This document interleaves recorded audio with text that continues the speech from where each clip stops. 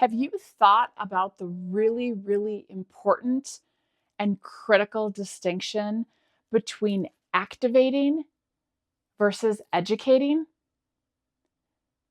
Here's where I'm going with this is many of us have various opportunities in our life, whether it's through our job, whether it is through community organizations, whether it's a faith-based community, whether it's in our own families, where we have something we want to share. We have information or wisdom or inspiration we want to bring others into. We want them to do something with that information.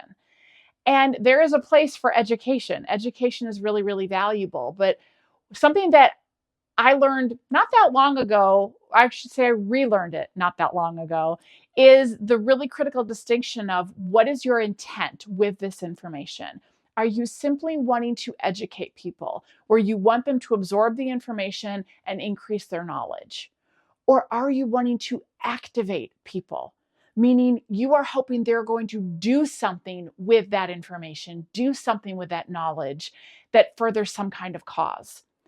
And it's a different way that we speak. It's a different way we invite that if we're going to activate people versus educate. If we're going to activate people, we have to speak to their emotions. We have to speak to their fears or their desires. And we have to help them see that what we're asking them to do could be the path for a different future versus just giving them information.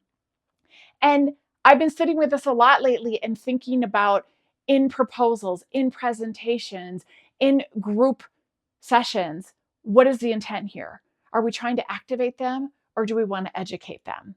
And that very much decides what approach you take. There's no right or wrong, but if you want to activate, you have to go about it differently. You have to use different language, different approach, different strategy.